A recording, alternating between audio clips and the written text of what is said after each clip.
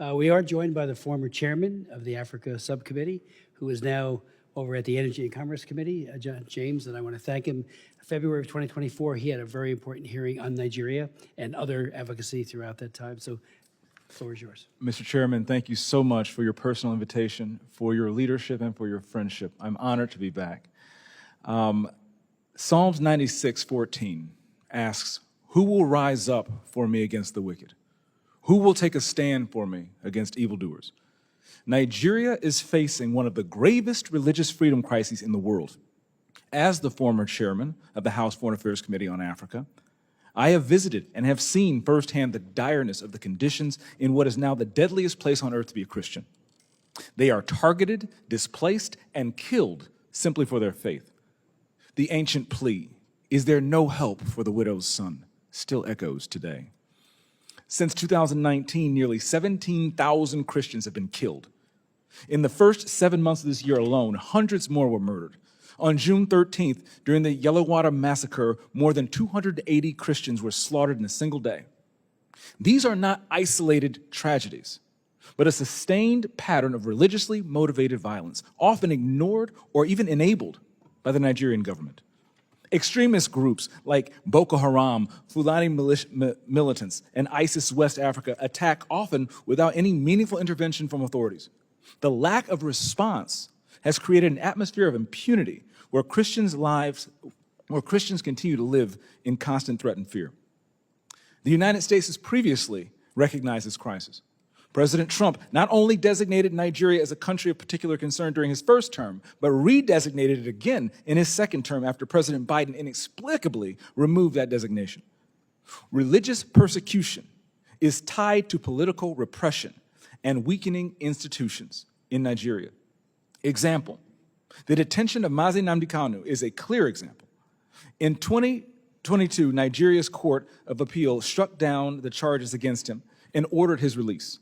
The UN Working Group on Arbitrary Detention has also called for his unconditional release. Yet he remains in solitary confinement, in deteriorating health, and recently had to represent himself in court. Nigeria has signaled that the law is optional and targeting Christians is fair game. Just hours ago this morning, despite the pleas and cries of the Nigerian people and many Nigerian lawmakers, nnamdi Kanu was convicted on all charges. For fiscal year 2025, the U.S. has requested nearly $8 billion for sub-Saharan Africa.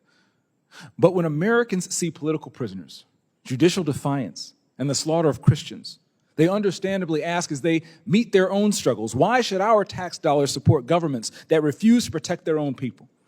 Is our aid aiding a genocide? Nigeria is a nation of tremendous potential, but that potential is being choked out by violent persecution of its Christian population.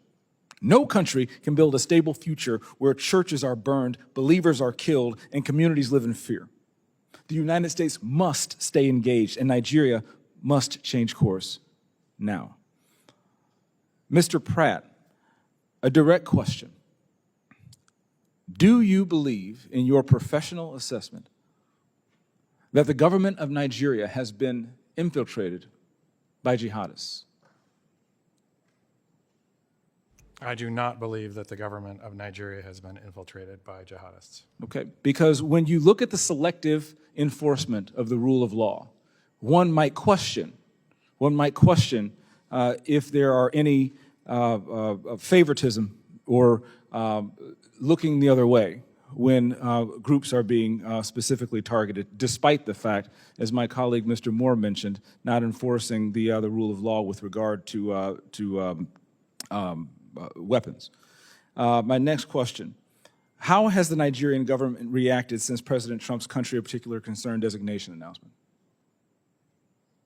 They have taken the designation very seriously. There is a senior delegation here now.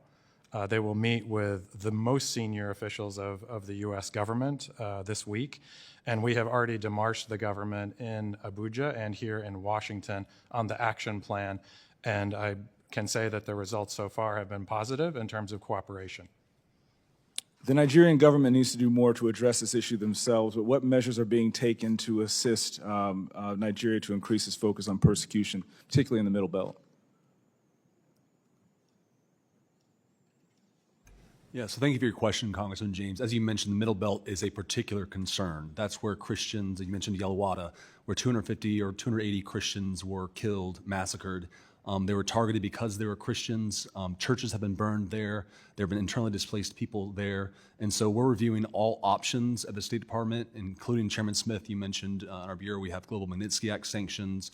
We have other tools at our disposal as well to make sure that Nigeria, the Nigerian government gets the message that we are serious about the persecution of Christians and other communities as well, but particularly Christians right now who are suffering disproportionately in the Middle Belt.